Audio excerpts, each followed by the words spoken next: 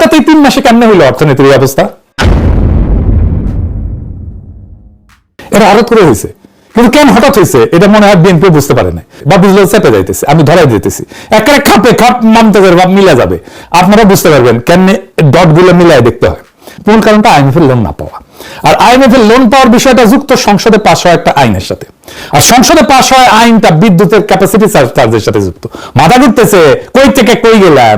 আপনাদের মনে আছে আমি আগের এপিসোডে কইছিলাম ইংলিশ সরকারের অধ্যাদেশ করে কুইক রেন্টাল অধ্যাদেশ বাতিল করে 28 নভেম্বর 2024। সেইটা 10 এপ্রিল 2026 বিএনপি আইনে পরিণত করে, কিন্তু হুবহু না।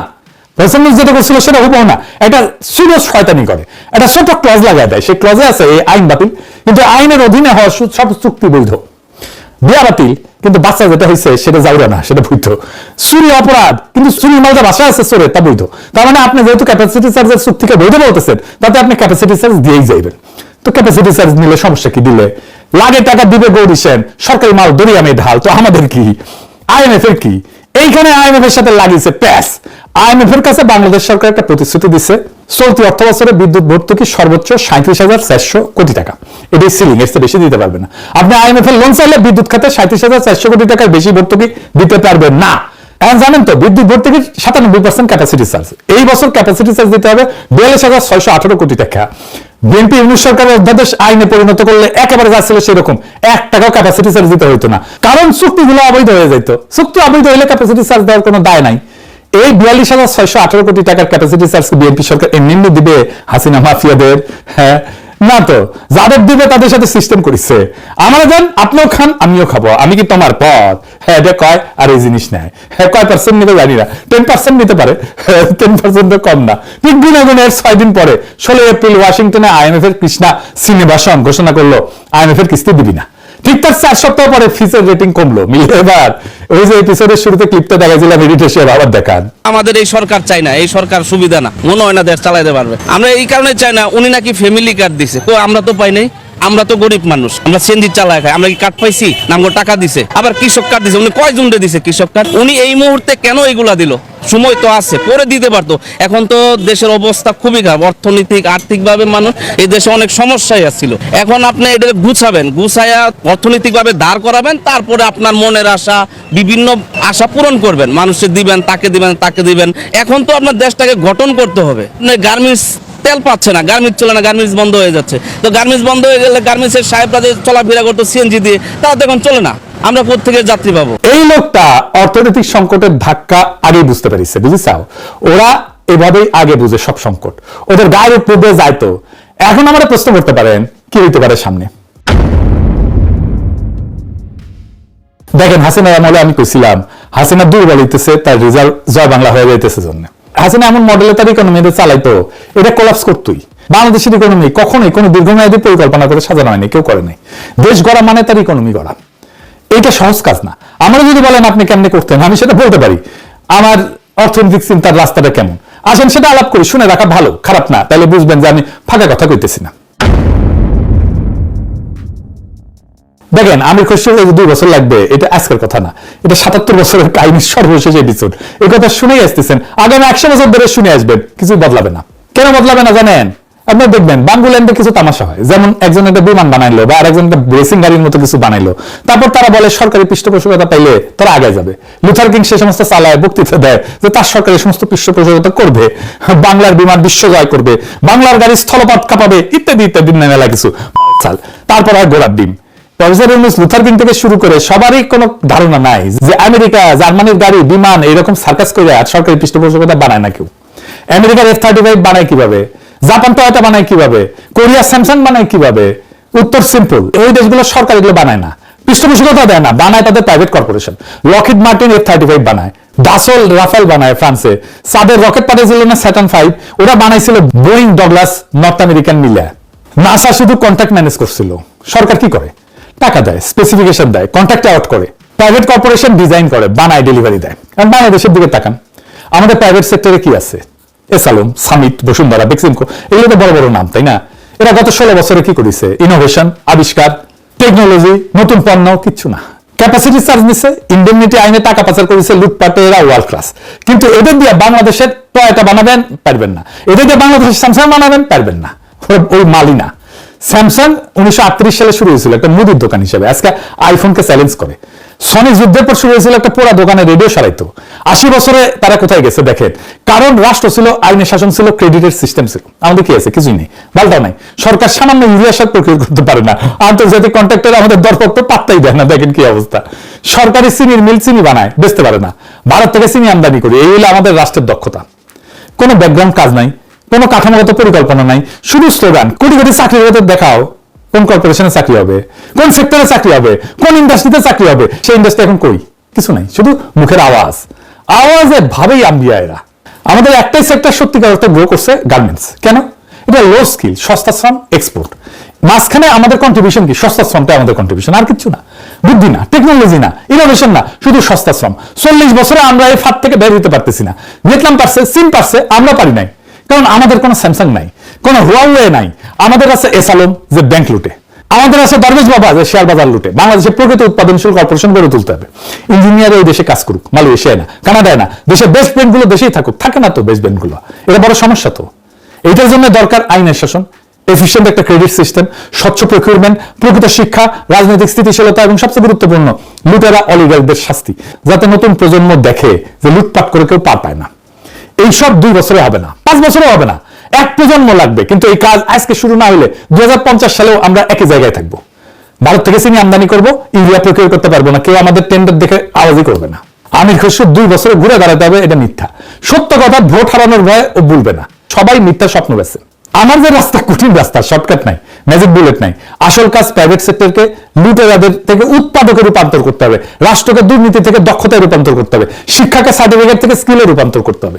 যেই কাজ করবে সে বাংলাদেশের জন্য কিছু করবে, যে শুধু স্লোগান দেয় বুঝবেন সে কিছুই করবে না। বিএনপি তো 3 মাস পার করেছে সরকারে, তো এই ক্ষোভের সাথে বিএনপি প্রথম 3 মাসের শাসনের কোনো সম্পর্ক আছে কি?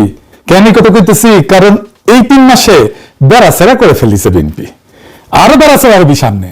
আমির খসরু ওই যে ইন্ডিয়ান মালদা অমিত শাহের সামনে কুজা হয়ে দাঁড়ায় থাকে না, পেন নাম করে ওইটাই ওই কইছে ইকোনমি ঘুরিয়া দাঁড়াইতে 2 বছর সময় লাগবে। অর্থনৈতিকভাবে একটা ভীষণ আমরা ঋণাত্মক অবস্থায় আছি। এখান থেকে আমরা প্রথমে এখান থেকে বের হতে হবে, তারপরে অর্থনীতির সাথে দিকে যাবে। আপনারা নিশ্চয়ই লক্ষ্য করেছেন, আমি বলছি 2 বছর সময় থাকবে অর্থনৈতিক ঘুরে দাঁড়ানোর জন্য। দেখেছেন 2025 জুন মাসে এই ইন্ডিয়ান মালটাই কইছিল এখান থেকে ঘুরে দাঁড়াইতে একটা নির্বাচিত সরকার হইতে হবে, কারণ দেশে নাকি মাজুল অবস্থা, রিজার্ভ নাই, ফরেন কারেন্সি নাই, এই নাই ওই নাই। ইন্ডিয়ান মালটা কইছিল বিএনপি ক্ষমতায় গেলে 18 মাসে কয়েক কোটি চাকরি সৃষ্টি করবে। ওই জিগান তো কথাটা কইছিল নভেম্বর 2025-এ, মানে নির্বাচনের 3 মাস আগে। তো সে আগে জানতো তো দেশের ইকোনমি অবস্থা মাজুল, ওই তো নিজেই কইছে। তখন কইছিল যে কয়েক কোটি চাকরির বাস্তবায়ন পরিকল্পনা নাকি হয়ে গেছে। তাহলে এখন ইকোনমি ঘুরে দাঁড়ানোর কথা আসতেছে কেন? নির্বাচন হইলে তো সব ঠিক হয়ে যাওয়ার কথা, ঠিক কিনা? কয়েক কোটি চাকরির ব্যবস্থা করতে হবে। ইকোনমি কি অবস্থা আছে ওইটা আমাদের দেখার বিষয় না। বিএনপির লোকেরা আওয়াজ দিতেছে ইকোনমির অবস্থা খারাপ। খারাপ তো ইলেকশনের আগে জানতা, এখন ঠিক করতে পারো কেন? বাংলার লুথার কিং এর অর্থ পরিকল্পনা উপদেষ্টা রাশেদ আল তিতুমি সাহেব একটা কথা বারবার কইতেছেন, বিদেশি সাংবাদিকদের কইতেছেন, দেশি মিডিয়ায় কইতেছেন। কথাটা হইলে আমরা একটা ভঙ্গুর অর্থনীতি পাইছি। হ্যাঁ, ইংরেজি যেহেতু কইছে তাহলে ঠিকই কইছে। বাংলা হইতেছে আগের সরকার রেখে গেছে একটা ভঙ্গুর অর্থনীতি, দুর্বল প্রতিষ্ঠান, এবং তার ফলে স্থবির হয়ে পড়া বিনিয়োগ পরিবেশ। আগের সরকার তো প্রফেসর ইউনূসের সরকার।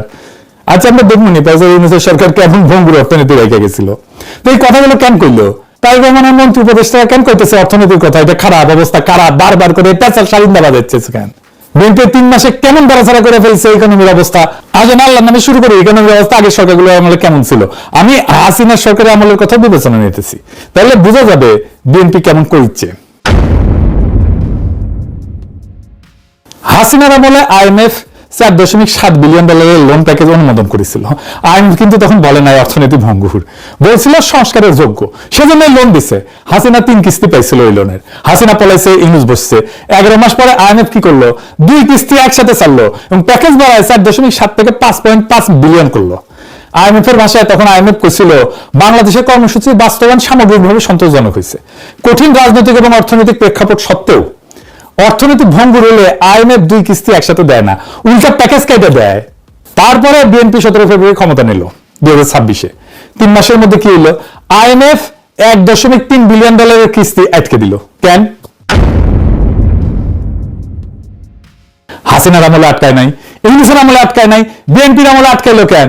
কারণ ইকোনমির অবস্থা জয় বাংলা হয়েছে। আমি দর্শক কইছে না, এখনো সিদ্ধান্ত নেয় নাই IMF, আমাদের লোনের টাকা দিবে না বলে নাই, জুলাই মূল্যায়ন হবে নাকি হুই ভাবিছে দিবি লোন না দিবি না। IMF লোন দিবি না, IMF এর দরজা বন্ধের শব্দ দেন এডিটের সাহেব। IMF বন্ধ করে নাই দরজা, বিএনপি নিজেই বন্ধ করেছে, নিজে মারিছে কেমনে পরে দেখুন। তার আগে একটা ইকোনমিক্সের জন্য গুরুত্বপূর্ণ র্যাঙ্কিং দেখি, অর্থনীতির জন্য। এইখানে 3 মাসের তারেক রহমানের শাসনকালের ইকোনমির অবস্থা কি হয়েছে, বিদেশিরা কিভাবে দেখিচ্ছে, পশ্চিমা শক্তি কিভাবে দেখিচ্ছে সেটা বোঝা যাবে। এই র্যাঙ্কিং বোঝার আগে কয়েকটা জিনিস জানে নেওয়া দরকার, তাহলে বুঝতে সুবিধা হবে।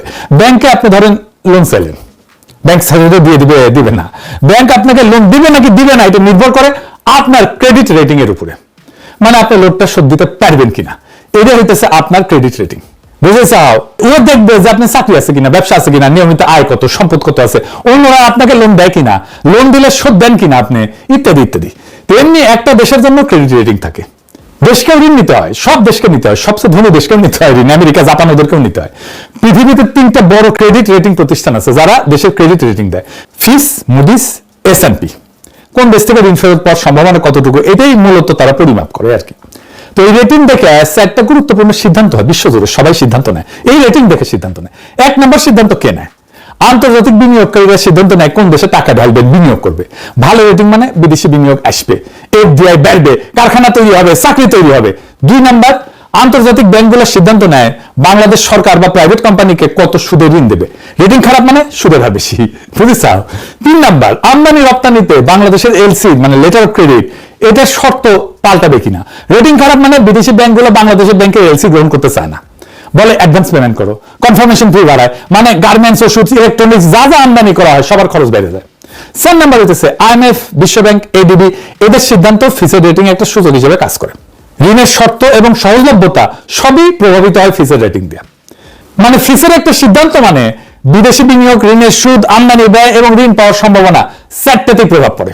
আর ফিচের আরেকটা সুযোগ আছে যেটা রেটিং এর চাইতে গুরুত্বপূর্ণ, সেটা কি আউটলুক। এটা ভবিষ্যতের সংকেত বলে এই দেশের অর্থনীতি কোন দিকে যাইতেছে, কোন রাস্তায় যাইতেছে, স্থিতিশীল, ইতিবাচক না নেতিবাচক, বুঝেছাও। রেটিং একটা স্ন্যাপশট মানে একটা সময়ের ছবি, মানে নির্দিষ্ট সময়ের ছবি। আউটলুক মানে ট্র্যাজেক্টরি, কোন দিকে যাইতেছে, বুঝেছাও। তো আউটলুক যখন স্থিতিশীল, বিনিয়োগকারীরা তখন স্বস্তি পায়, রেটিং নামার সম্ভাবনা কম। আউটলুক যখন নেগেটিভ, তার মানে বোঝা যাচ্ছে আগামী 12 থেকে 24 মাস রেটিং আরো নামবি, বিনিয়োগকারীরা দূরে সরে যাবে, ঋণের সুদ বাড়বি, দেশের অর্থনৈতিক ফাঁস টান হয়ে বসবি। এখন এই কাঠামো মাথায় রেখে বাংলাদেশের ফিচের ইতিহাসটা দেখি, ফিচ কি কি রেটিং দিছিল, কখন কি দিছিল, কেমন দিছিল সেটা। হাসিনার শেষ সময় 27 মে 2024 ফিচ রেটিং দিল, নামাইছিল BB- থেকে B+ নামাইছিল। প্লাস মানে বেশি না, খারাপ, কিন্তু আউটলুক ছিল স্থিতিশীল। IMF লোন দিছে। ইউনিসের আমলে 22 মে 2025 ফিচ B+ এটা রাখছিল, আউটলুক স্থিতিশীল রাখছিল, রেমিটেন্স 28% বৃদ্ধি পেয়েছিল, গার্মেন্টসের রপ্তানি 10% বৃদ্ধি পেয়েছিল, সব ফিচ স্বীকার করেছে। বিএনপি বিজয়ের পরপরই ফেব্রুয়ারি 2026 ফিচ কইছিল যে B+ ঠিক আছে, স্থিতিশীল, বহাল রাখছে। ফিচ বলছিল যে 12 ফেব্রুয়ারি নির্বাচন স্বল্প মেয়াদী রাজনৈতিক এবং নীতিগত অনিশ্চয়তা কমাইছে, মানে পজিটিভলি দেখছিল, ইতিবাচক ভাবে দেখছিল। 17 এপ্রিল 2 মাস পরে IMF কইল তোমার ঋণের যে কিস্তি বাকি আছে যেটা ছিল তা দিব না, কারণ তুমি সংস্কার করতেছো না। তার 3 সপ্তাহ পরে 13 মে 2026 বিএনপি 85 দিনের মাথায় বাংলাদেশের আউটলুক স্থিতিশীল থেকে নেতিবাচক করে দিল, ফিচ বা পাস করে পড়লো। 3 মাস যা নাই, স্থিতিশীল থেকে নেগেটিভ করলো। তো ফিচ কেন এই সিদ্ধান্ত নিল? ফিচ বলছে আর্থিক খাত সংস্কার না হওয়া, ব্যাংকিং খাতের খেলাপি ঋণ এটা 30% বেশি, আর জিডিপি গ্রোথ এটা নোজ ডাইভ দিতেছে, মানে না যে এটা নোজ ডাইভ দিতেছে। 2026 এটা 3.7 হবে, সামনের বছর আরো কমবে, 3.5% হবে। কোভিডের টাইমে এই লেভেলে নামিছিল। এখন কইবেন জিডিপি কি, এটা খায় না মাথা দেয়, জিডিপি বাড়লে আমার কি লাভ, এটা আমি আগে কইছি আবারও কই। দেশের ভিতরে 1 বছরে যত পণ্য আর সেবা তৈরি হয় সব মিলায় যোগফল হইতেছে জিডিপি। চা দোকানের চা থেকে শুরু করে গার্মেন্টসের সার, ডাক্তারি ফি, রিক্সা চালকের ভাড়া, সব। আর গ্রোথ মানে কি, গত বছরের চেয়ে এই বছর কত শতাংশ বেশি তৈরি হইল। 5% গ্রোথ মানে গত বছর যা হয়েছিল এই বছর তার চেয়ে 5% বেশি, 5% বেশি। গত বছর 100 হইলে এবছর 105, বুঝেছাও। ধরেন একটা গ্রামে গত বছর 100 টাকার পণ্য তৈরি হলো, এই বছর তৈরি হলো 106 টাকা, তাহলে গ্রোথ হইলো 6%। তো সাধারণ মানুষের জীবনে এর কি প্রভাব? গ্রোথ ভালো হইলে 6 থেকে 7% হলে এটা ভালো গ্রোথ বলা হয় দেশের ক্ষেত্রে। কারখানা বাড়ে, চাকরি বাড়ে, ব্যবসায়ীর হাতে টাকা আসে, কর্মচারীর বেতন বাড়ে, সরকারের ট্যাক্স বাড়ে, রাস্তাঘাট, হাসপাতাল, স্কুলে খরচ বাড়ানোর সুযোগ হয়, দোকানে বেচা কেনা বাড়ে, ছোট ব্যবসায়ী লাভ পায়। গ্রোথ কম হলে এটা 3 থেকে 4% হচ্ছে কম গ্রোথ। নতুন চাকরি কম তৈরি হবে, বেতন বাড়বে না, জিনিসপত্রের দাম বাড়বে, কিন্তু তরুণরা বিদেশে যাইতেছে, ব্যবসা বিনিয়োগ করতে চাইবে না। তাইলে আগের বছরগুলোর জিডিপি হিসাব দেখাই, তাহলে ভালো বুঝতে পারবেন যে আমাদের জিডিপি কেন দিকে যাইতেছে। এইটা সাহেব একটা গ্রাফ ক্রিয়েট করে দেখান। 2010 5.6%, 2011 6.5%, 2012 6.5%, 2013 6%, 2014 6.1%, 2015 6.6%, 2016 7.1%, 2017 6.6%, 2018 7.3%, 2019 7.9%, 2020 3.4%, 2021 6.9%, 2022 7.1%, 2023 5.8%, 2024 4.2%। এটা হইতেছে প্রফেসর ইউনূসের আমলে, বুঝেছেন? তো ব্লুমবার্গ এটা কিন্তু একটা বিখ্যাত প্রতিষ্ঠান, এর নিজের ভাষায় কইছে যে বাংলাদেশের B+ রেটিং ইতিমধ্যে junk rated, highly speculative for investors, মানে বাংলাদেশে কোনো বিদেশি ইনভেস্টমেন্ট আসবে না এই রেটিং থাকলে, যতই চেষ্টা করুক, যতই প্রণোদনা দিক। এরই বাংলাদেশের আন্তর্জাতিক অর্থনীতির রায়, বিএনপির স্কোর কার্ড। না আমি না ফার্স্ট হয়েছি, মাত্র 85 দিনে অর্জিত, 3 মাস ইকোনমি জয় বাংলা করে দিল, মাত্র 3 মাস। কাট টাইমে ইকোনমি তাহলে জয় বাংলা হলো বিএনপির আমলেই তো। আর ইউনিসের আমলে কি হয়েছিল? রিজার্ভ 20 বিলিয়ন থেকে 31.72 বিলিয়নে গেছিল, রেমিটেন্স রেকর্ড $32.8 বিলিয়ন 2025-এ, আর $4 বিলিয়ন বৈদেশিক ঋণ শোধ করা হয়েছে। তারপরে ও কয় ভঙ্গুর অর্থনীতি। বিএনপি ক্ষমতা পাইছিল হাসিনার চেয়ে ভালো অবস্থায়, ইংলিশের চেয়ে দৃঢ় ভিত্তিতে পাইছিল, সেটা 3 মাসে বেড়াচাড়া করে দিছে।